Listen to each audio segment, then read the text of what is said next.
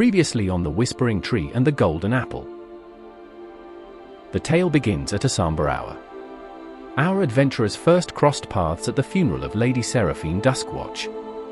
Once feared and respected, she spent her last years in quiet seclusion, her mind unraveling into strange obsessions, apple pies, orchards, and the journals she guarded so fiercely.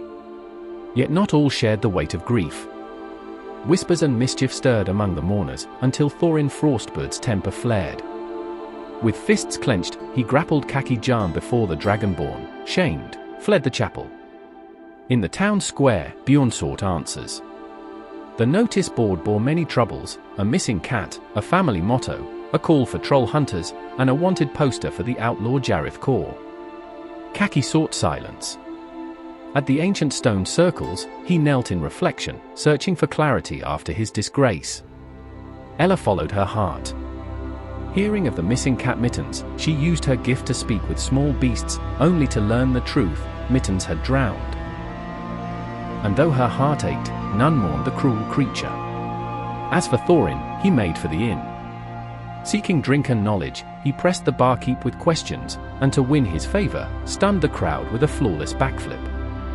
Buoyed by cheers, he turned next to the poker table, only to trip and crash straight through it in a clatter of cards and mugs.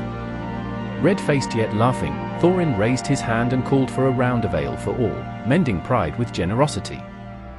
Elien too found folly. At a village game of pin the tail, blindfolded, he struck not the donkey but a boy's forehead. Laughter turned to scandal, and guards were summoned. Horus, stern and unyielding, gave him a choice: prison or purpose. Clear the trolls in the orchard, and recover an old family recipe. Leah sought Seraphine's secrets. In her cottage she found only scraps, yet her journals whispered of Grammy's orchard, and a recipe box said to hold hidden truths. In the marketplace, fate wove threads together. Elien and Leah shared what they had learned, until they finally noticed Ella standing between them. Remembering her from the funeral, they welcomed her into their cause.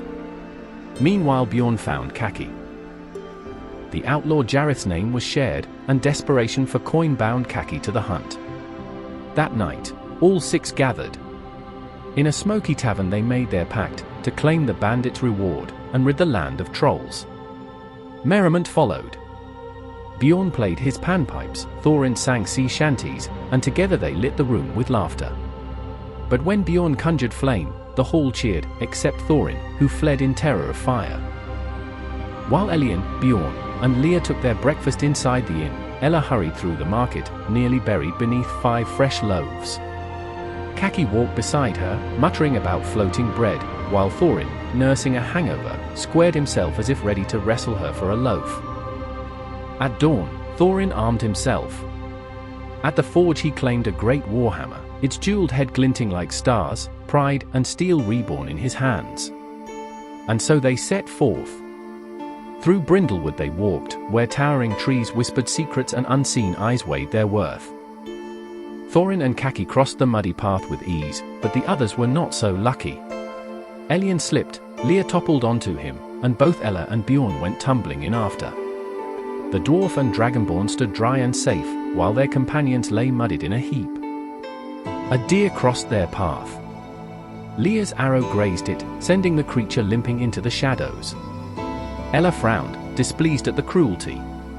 Later, Leah tracked it and chose death, while Ella, furious, slipped a stone into the ranger's pack in quiet protest. Danger soon found them. A broken wagon stood in a clearing, and beside it, the grinning outlaw Jareth Kor, with bandits hidden among the trees. The battle began. A bolt struck Ella down, and she fell still. Thorin cried out in horror, but Bjorn rushed to her side, pouring golden light into her until her eyes fluttered open once more. The fight raged. Elien clashed steel with a bandit, Kaki struck another, Bjorn's fire roared, and arrows from Ella and Leah cut through the trees. Thorin's jeweled hammer swung wide, sparks flying as Jareth laughed. But it was Leah who ended it. Her arrow struck Jareth's heart, silencing his mocking grin forever. When the dust settled, the Fellowship searched the bandits and wagon. Among trinkets and stolen goods they uncovered treasures from Seraphine's house, a children's book called The Whispering Tree, and a golden apple, gleaming as if untouched by time. Long ago, in a forest where paths twist and compasses fail, stood the magical Whispering Tree, bearing a single golden apple. This apple was not food, but a vessel of ancient magic, said to unlock gates, wake gods, or shape fate itself. The sorcerer Malgrin the Hollow, corrupted by ambition, sought the apple to gain dominion. With dark magic he stormed the forest, but the woods turned against him, hiding its heart. That same day, a humble girl named Alram entered with only kindness and curiosity. The forest welcomed her, guiding her to the glowing tree. When she found the apple, she did not take it, she simply smiled and said, "I see you." The apple then vanished, or perhaps still waits in the branches for one as pure-hearted as her. As for Alram, some say the forest carried her away, others believe she still walks hidden paths, unseen, but watching. At last they reached Grammy's orchard. The road gave way to gravel, the scent of apples thick in the air. A single massive tree loomed by the path, its bark twisted into the semblance of an ancient, watching face. The adventurers stood before it, awe and unease mingling as their true journey began.